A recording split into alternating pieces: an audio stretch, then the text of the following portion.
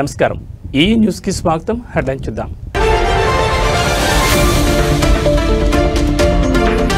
Delhi blast పై తొలిసారి స్పందించిన మోడీ మనసు కలిచివేసిందన్న ప్రధాని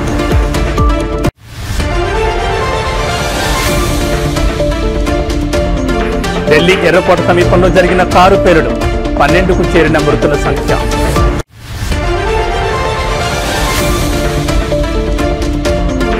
జూబ్లీ హిల్స్ ఉప ఎన్నిక పోలింగ్ ప్రారంభం నియోజకవర్గ వ్యాప్తంగా 144 సెక్షన్ బిగింపు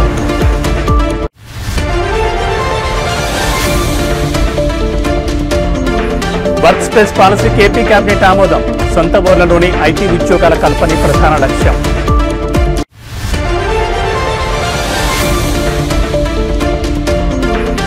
ఢిల్లీ పేలుళ్ల సూత్రధారి ఉమర్ మహమ్మద్ సహచరులతో కలిసి మాస్టర్ ప్లాన్ ఇక డీటెయిల్స్ చూస్తే ఢిల్లీ బ్లాస్ట్ పై ప్రధాని మోడీ తొలిసారిగా స్పందించారు ఢిల్లీ పేలుడు మనసు కలిసివేసిందన్నారు భూటాన్ పర్యటనలో ఉన్న మోడీ ఢిల్లీ పేలుడుపై స్పందిస్తూ ఆవేదన వ్యక్తం చేశారు చాలా బాధాకరమైన హృదయంతో భూటాన్ వచ్చాను బాధితుల దుఃఖాన్ని అర్థం చేసుకున్నాం బాధితులకు న్యాయం జరిగేలా చూస్తాం ఢిల్లీ బాంబు పేలుడు సూత్రధారులను విడిచిపెట్టబోం కుట్రదారులను చట్టం ముందు నిలబెడతాం ఇప్పటికే ఉగ్రకుట్ర మూలాలను గుర్తించాం ఢిల్లీ ఘటనపై ఎప్పటికప్పుడు సమీక్షిస్తూనే ఉన్నాం పేలుడుపై అర్ధరాత్రి వరకు సమీక్షలు చేస్తూనే ఉన్నామన్నారు ప్రధాని బాధితుల వెంట దేశమంతా ఉందని మోడీ తెలిపారు 2 రోజుల పర్యటన కోసం ప్రధాని మోడీ మంగళవారం ఉదయం భూటాన్ వెళ్లారు పర్యటన ముగించుకుని బుధవారం ఢిల్లీకి చేరుకోనున్నారు అనంతరం రేపు సాయంత్రం 5:30 గంటలకు కేబినెట్ సమావేశం కానుంది ఈ సందర్భంగా పలు కీలక నిర్ణయాలు తీసుకునే అవకాశం ఉంది पीड़ित परिवारों का दुख समझता हूं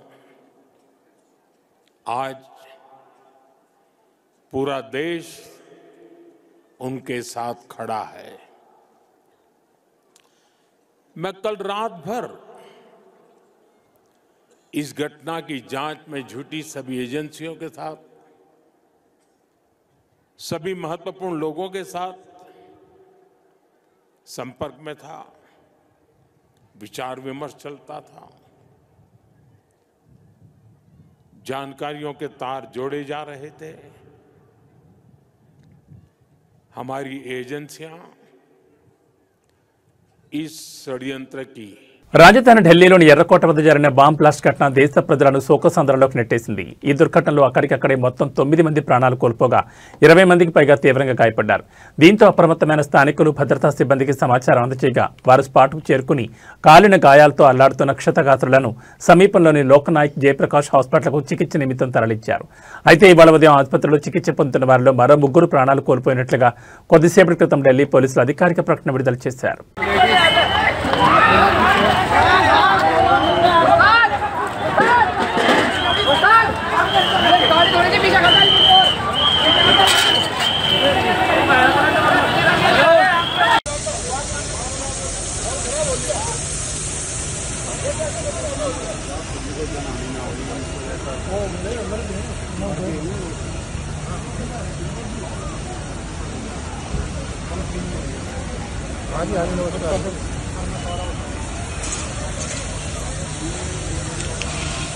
దేశ రాజధాని ఢిల్లీలోని ఎర్రకోట సమీపంలో సోమవారం జరిగిన కారు పేలుడు ఘటనకు డాక్టర్ ఉమర్ మహమ్మదే ప్రధాన సూత్రధారని దర్యాప్తు సంస్థలు పేర్కొన్నాయి ఉమర్ తన 2 సహచరులతో కలిసి ప్లాన్ చేసినట్టు తెలిపాయి పేలుడుకు అమ్మోనియం నైట్రేట్ ఫ్యూయల్ ఆయిల్ను ఉమర్ వాడాడు పేలుడు ఘటనలో డిటోనేటర్లను వినియోగించినట్లు అధికారులు చెప్పారు ఢిల్లీలో పేలుడు ఘటనపై అధికారులు దర్యాప్తు ముమ్మరం చేశారు పేలుడుకు కారణమైన I-20 కారు కదలికలపై దర్యాప్తు సంస్థలు కీలక సమాచారం సేకరించాయి కారు సునేహరి మసీదు నుంచి ఎర్రకోటకు వెళ్లింది సునేహరి మసీద్ పార్కింగ్ ఏరియాలో కారు 3 గంటల పాటు ఉంది ఆ సమయంలో కారులోని డాక్టర్ ఉమర్ మహమ్మద్ ఉన్నాడని దర్యాప్తు సంస్థలు తెలిపాయి ఎర్రకోట సునేహరి మసీద్ మధ్య దూరం 800 మీటర్లు బర్దార్పూర్ బోర్డర్ నుంచి I-20 కారు ఢిల్లీలోకి ఎంటర్ అయింది ఔటర్ రింగ్ రోడ్ నుంచి పాత ఢిల్లీలోకి ప్రవేశించింది కారుకు సంబంధించిన సీసీటీవీ దృశ్యాలు వెలుగులోకి వచ్చాయి కారు పేలుడులో సూత్రధారి ఉమర్ మహమ్మద్ తల్లి 2 సోదరులు ఆషిక్ మహమ్మద్ జహూర్ అహ్మద్లను జమ్మూ కాశ్మీర్ పోలీసులు నిర్బంధంలోకి తీసుకున్నారు ఉమర్ పేలుడుకు పాల్పడినట్లుగా వార్తలు రావడంతో అతడి కుటుంబం నిర్ఘాంతపోయింది డాక్టర్ అయిన ఉమర్ పైనే కుటుంబం అన్ని ఆశలు పెట్టుకుంది డాక్టర్ అయి కుటుంబానికి ఆధారంగా ఉండడాన్ని ఆశపడ్డామని అతడి తల్లి చెప్పింది కుటుంబం కోసం ఉమర్ ఎంతో కష్టపడ్డాడని పేర్కొంది ఫరీదాబాద్ మాడ్యూల్తో అతడికి సంబంధాలున్నట్లు అధికారులు అనుమానిస్తున్నారు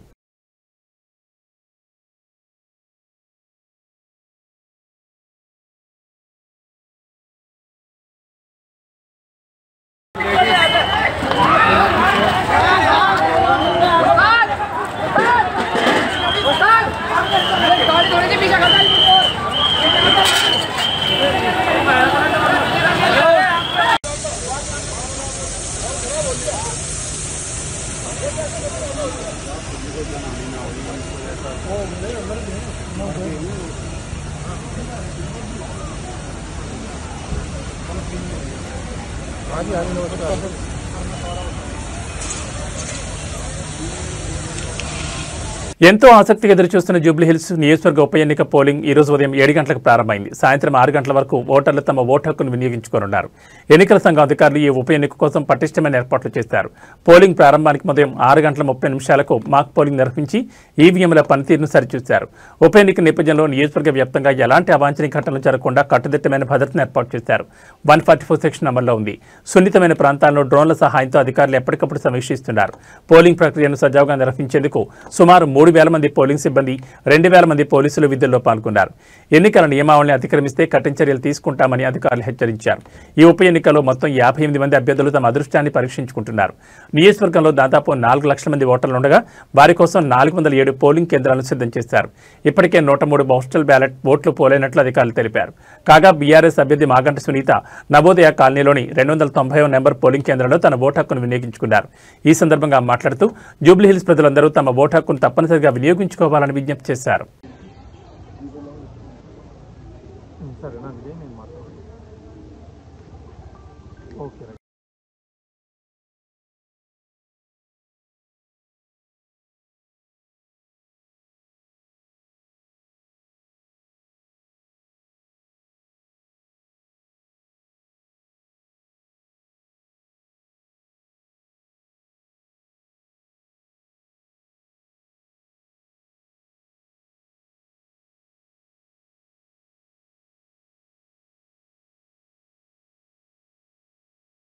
జూబ్లీహిల్స్ ఉప ఎన్నిక పోలింగ్ ఉదయం 7 గంటల నుంచి కొనసాగుతోంది. ప్రస్తుతం నెమ్మదిగా సాగుతోంది. మొదటి 2 గంటల్లో 10% పోలింగ్ మాత్రమే నమోదైంది. పలువురు సెలబ్రిటీలు, నేతలు వచ్చి తమ ఓటు హక్కును వినియోగించుకుంటున్నారు. ఇక తాజాగా బీఆర్ఎస్ ఎమ్మెల్యే అభ్యర్థి మాగంటి సునీతను పోలీసులు అడ్డుకున్నారు. దీంతో ఆమె పోలీసుల తీరుపై ఆగ్రహం వ్యక్తం చేశారు. సునీత పోలింగ్ కేంద్రాల వద్దకు వెళుతూ పరిశీలిస్తుండగా ఆమెను అడ్డుకుని వెనక్కి పంపే ప్రయత్నం చేశారు. ఎమ్మెల్యే అభ్యర్థి అయితే ఏంటని పోలీసు అధికారి ప్రశ్నించగా అలా అనొద్దు అంటూ సునీత మండిపడ్డారు. సింపుల్గా తీసిపాడేద్దని అన్నారు. అనంతరం మాగంటి సునీత మీడియాతో మాట్లాడారు.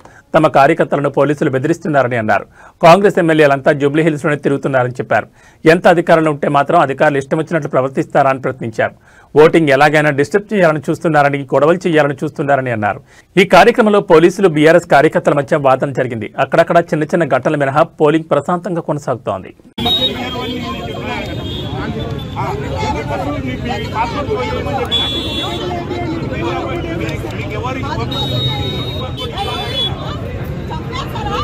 వాళ్ళు వచ్చినాక మీరేం ప్రొడక్షన్ అన్న? వాళ్ళు వస్తున్న పైకి మీరేం ప్రొడక్షన్? ఎందుకు ఎవరిని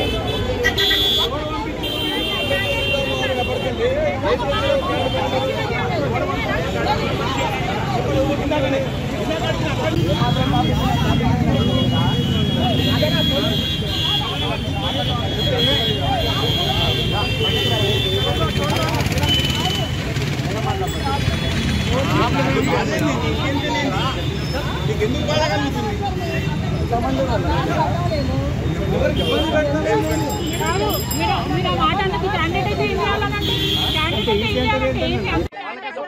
ఎక్కడ సీఏ కూడా వాళ్ళకే సపోర్ట్ చేస్తున్నాడు.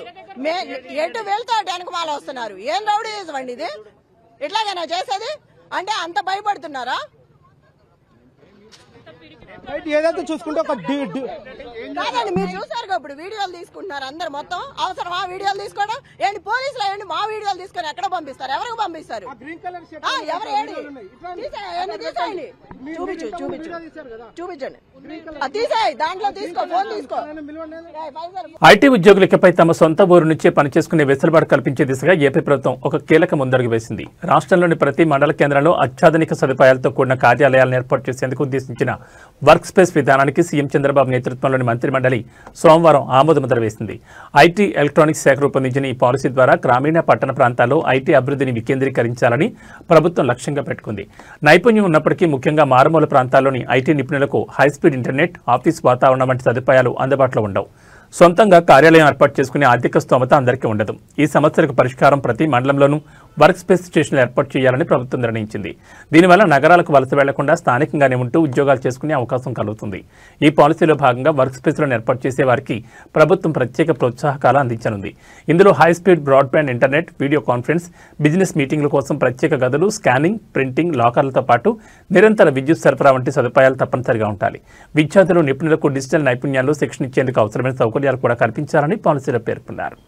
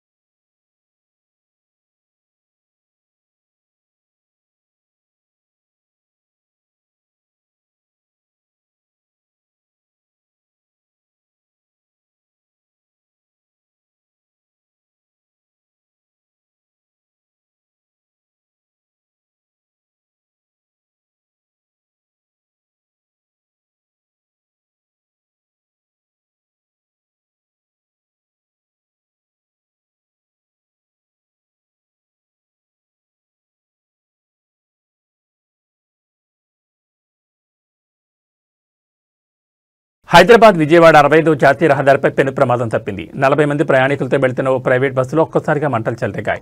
డ్రైవర్ సమయస్ఫూర్తితో వ్యవహరించడంతో ప్రయాణికులందరూ సురక్షితంగా బయటపడ్డారు. ఈ ఘటన నల్గొండ జిల్లా చిట్యాల మండలం పిట్టంపల్లి వద్ద చోటు చేసుకుంది. విహారీ ట్రావెల్స్ చెందిన బస్సు 40 మంది ప్రయాణికులతో హైదరాబాద్ నుంచి విజయవాడకు బయలుదేరింది. బస్సు పిట్టంపల్లి వద్దకు చేరుకోగానే ఇంజన్ భాగం నుంచి మంటలు రావడం డ్రైవర్ గమనించారు. ఏమాత్రం ఆలస్యం చేయకుండా వెంటనే బస్సును రోడ్డు పక్కన నిలిపివేసి ప్రయాణికులను అప్రమత్తం చేశారు. దీంతో వారంతా క్షణాల్లో బస్సు దిగి ప్రాణాలు కాపాడుకున్నారు. ప్రయాణికులు దిగిన కొద్దిసేపటికే మంటలు బస్సు మొత్తానికి వ్యాపించి పూర్తిగా దగ్ధమైంది. సమాచారం అందుకున్న అగ్నిమాపక సిబ్బంది ఘటనా స్థలానికి చేరుకుని మంటలు అదుపు చేశారు. ఈ ప్రమాదంలో బస్సు కాలి బూడిదైనప్పటికీ ఎలాంటి ప్రాణ నష్టం జరగకపోవడంతో ప్రయాణికులతో పాటు అధికారులు ఊపిరి పీల్చుకున్నారు. డ్రైవర్ అప్రమత్తంగా వ్యవహరించడం వల్లే పెను ప్రమాదం తప్పింది.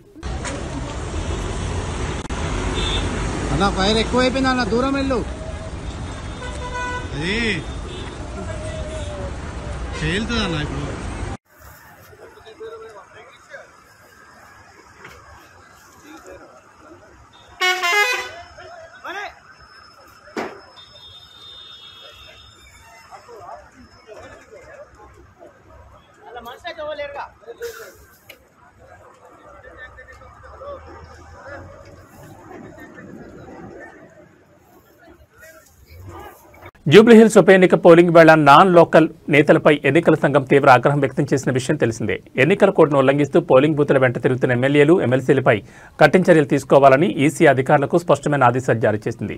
ఈ నేపథ్యంలోని జిల్లా ఎన్నికల అధికారి ఆర్వి కర్ణన్ మాట్లాడుతూ ఎన్నికల కోడ్ ఉల్లంఘనకు పాల్పడిన స్థానికేతర ప్రజాప్రతినిధులపై ఇప్పటివరకు 3 ఎఫ్ఐఆర్లు నమోదు చేశామని అన్నారు. కోడ్ ఉల్లంఘించిన ఎమ్మెల్యేలు, ఎమ్మెల్సీలను కూడా గుర్తించామని స్పష్టం చేశారు. పోలింగ్ సమయం దగ్గర పడుతున్న క్రమంలో ఓటర్లు తమ ఓటు హక్కును వినియోగించుకోవాలని ఆర్వి కర్ణన్ మరోసారి విజ్ఞప్తి చేశారు.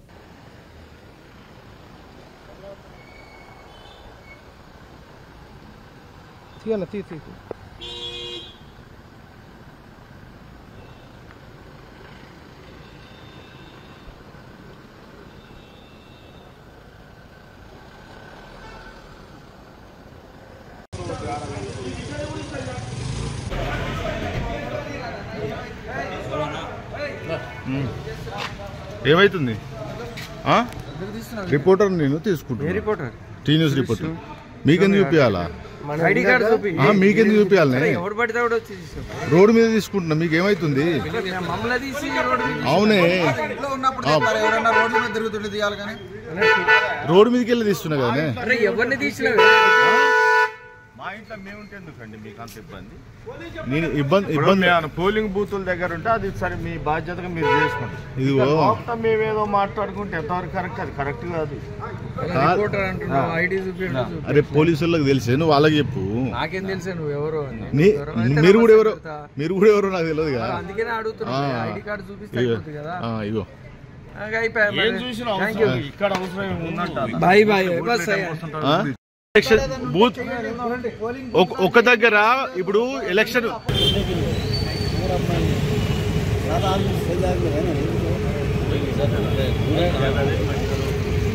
అక్కడ నాన్ లోకల్స్ ఉండదు కదా బేసిక్గా. అంటే ఎట్లా నాకు మరి రూల్స్ మాకైతే తెలుసు, మీకు ఏమైనా ఉంటే చెప్పండి కొత్త. నేను మీడియా కాబట్టి రికార్డ్ చేస్తున్నా, నాన్ లోకల్ కాబట్టి. రోడ్ మీద ఉండొద్దు కదా. ఏం చేయలేదంటే మీరు ఓటర్లతో మాట్లాడుతున్నారు కదా, ఇప్పటిదాకా ఇద్దరు ఓటర్తో మాట్లాడినావు కదా. ఉండొచ్చు అంటే చెప్పండి, మరి రూల్స్ ఏమైనా కొత్త రూల్స్ ఉంటే చెప్పండి, నేను చెప్పి వాడదాం. మాకు తెలియదు కదా, మాకు కూడా మీరు ఎమ్మెల్సీ కదా, మాకు కొంచెం తెలిసి మేము వాడుకుంటూ చెప్తాం. ఎవరన్నారు ఓటు వేయడానికి? ఎవరు రారండి, ఓటు ఉన్నోళ్ళే వస్తారు ఇక్కడికి. నేనేది పోతా, మీకు చూపించండి. మరి పాస్ ఉంటే చూపించండి. నా పాస్ ఉంది, బాధ్యత చూపిస్తే మీరు చూపించండి. చెప్పండి, రికార్డ్ ఎందుకు తీసేస్తా అండి చెప్పండి. మీరు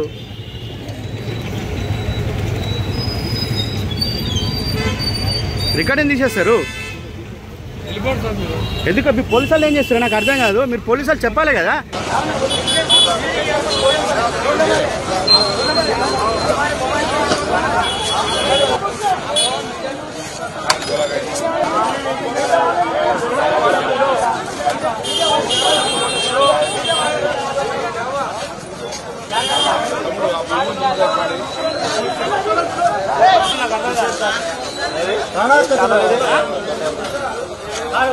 అయిపోయింది కదా, ఇప్పుడు ఎందుకు రమ్మను చూపి రాదు. ఏముందని మీరు క్యాండిడేట్ ఫోటో ఉందా?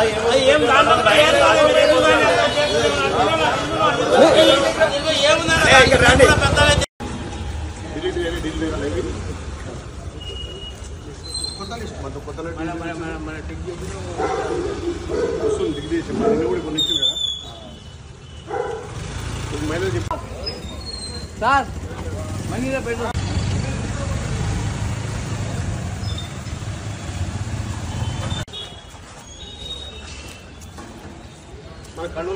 కాళ్ళు నొప్పింది అనుకో, నడవని కాదు. నేను ఆటో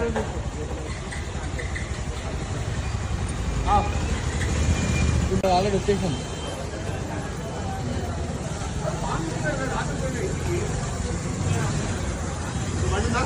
ఇంకో పని తెప్పిస్తున్నా.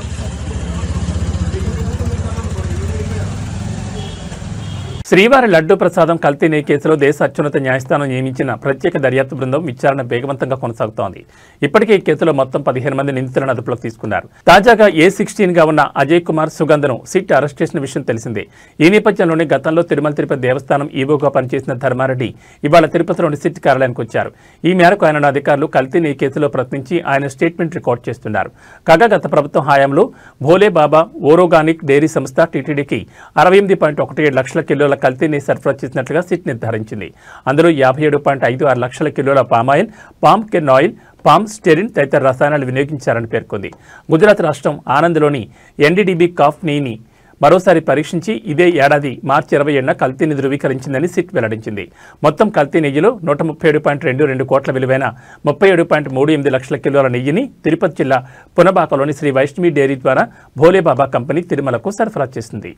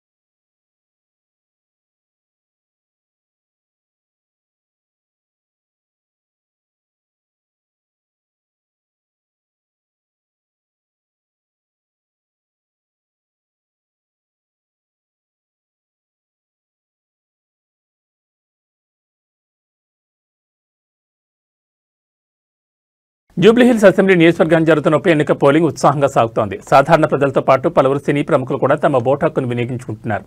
ఇందులో భాగంగా ప్రఖ్యాత దర్శకుడు ఎస్ఎస్ రాజమౌళి తన భార్య రమతో కలిసి వచ్చి ఓటు వేశారు. షేక్పేట్ డివిజన్ పరిధిలోని ఓ ఇంటర్నేషనల్ స్కూల్లో ఏర్పాటు చేసిన పోలింగ్ కేంద్రానికి రాజమౌళి దంపతులు సాదాసీదాగా విచ్చేశారు. ఎలాంటి ఆర్భాటం లేకుండా సాధారణ ఓటర్లాగే క్యూలో నిల్చుని తమ ఓటు హక్కును వినియోగించుకున్నారు.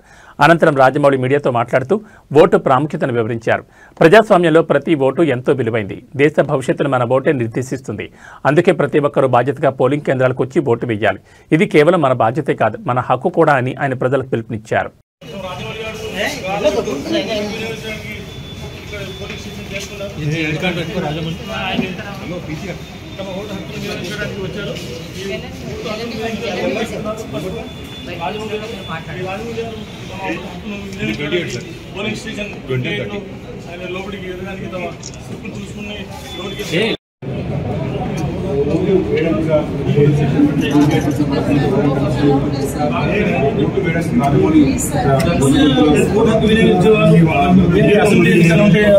ఒక విధంగా ఉంటుంది, కానీ ఉప ఎన్నికల్లో మాత్రం తమ ఓటు హక్కుని వినియోగించుకోవడానికి చాలా మంది బారులు తిరుగుతున్నారు.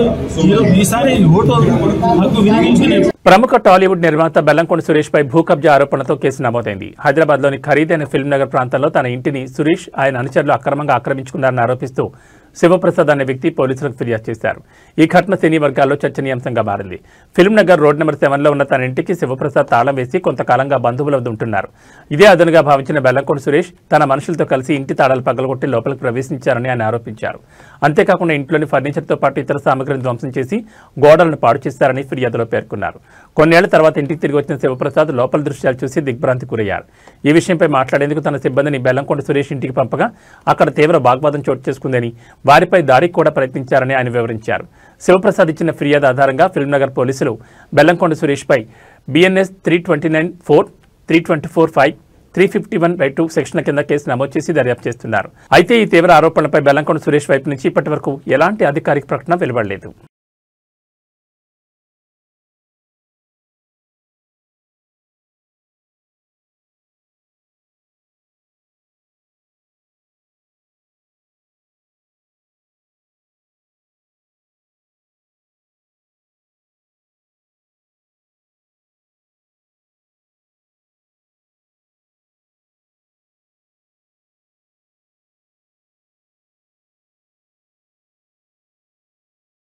ప్రముఖ బాలీవుడ్ నటుడు హీ మ్యాన్ ధర్మేంద్ర ఆరోగ్య పరిస్థితి విషమంగా ఉంది. శ్వాస తీసుకోవడంలో ఇబ్బంది తలెత్తడంతో వారం రోజుల క్రితం ఆసుపత్రిలో చేరిన ఆయన నిన్నటి నుంచి వెంటిలేటర్పై చికిత్స పొందుతున్నారు. ఈ నేపథ్యంలో ఆయన మరణించారంటూ మంగళవారం వార్తలు వ్యాపించడంతో ఆయన కుమార్తె నటి ఈషా డియోల్ తీవ్రంగా స్పందించారు. ఈ వార్తలను ఖండిస్తూ తన తండ్రి ఆరోగ్యం నిలకడగా ఉందని తెలిపారు. మీడియా అనవసరమైన ఆతృతతో తప్పుడు వార్తలు ప్రచారం చేస్తోంది. నాన్న ఆరోగ్యం నిలకడగా ఉంది, ఆయన కోలుకుంటున్నారు. దయచేసి మా కుటుంబానికి కొంత ప్రైవసీ ఇవ్వాలని కోరుతున్నాం. నాన్న త్వరగా కోలుకోవాలని ప్రార్థించిన ప్రతి ఒక్కరికి ధన్యవాదాలని ఈషా డియోల్ ఇన్స్టాగ్రామ్లో ఒక ప్రకటన విడుదల చేశారు. ఈ పోస్టుకు ఆమె కామెంట్స్ సెక్షన్ కూడా డిజేబుల్ చేశారు. కుటుంబ సన్నిహిత వర్గాలు తెలిపిన వివరాల ప్రకారం సోమవారం ధర్మేంద్ర ఆరోగ్యం మరింత క్షీణించింది. ఆయన పరిస్థితి ప్రస్తుతం ఆందోళనకరంగా ఉన్నట్లు సమాచారం. ఈ ఏడాది ఏప్రిల్లో ఆయన కంటికి శస్త్రచికిత్స చేయించుకున్నారు. ధర్మేంద్ర ఆసుపత్రిలో ఉన్నారన్న వార్త తెలియగానే ఆయన భార్య బీజేపీ ఎంపీ హేమామాలిని, కుమారులు సన్నీ డియోల్, బాబీ డియోల్, మనవళ్లు కరణ్, రాజ్వీర్ డియోల్ సోమవారం రాత్రి ఆసుపత్రికి వెళ్లి ఆయన్ని పరామర్శించారు. అనంతరం హేమామాలిని కూడా ఇన్స్టాగ్రామ్లో స్పందిస్తూ ధరంజీ ఆరోగ్యం కోసం ప్రార్థిస్తున్న అందరికీ ధన్యవాదాలు. ఆయన వైద్యులు నిరంతర పర్యవేక్షణలో ఉన్నారు. మేమంతా ఆయనతోనే ఉన్నామని తెలిపారు. వీరితో పాటు షారూక్ ఖాన్, ఆయన కుమారుడు ఆర్యన్, సల్మాన్ ఖాన్, గోవిందా, అమీషా పటేల్ వంటి పలువురు బాలీవుడ్ ప్రముఖులు కూడా ఆసుపత్రికి వెళ్లి ఆయన ఆరోగ్య పరిస్థితి గురించి అడిగి తెలుసుకున్నారు.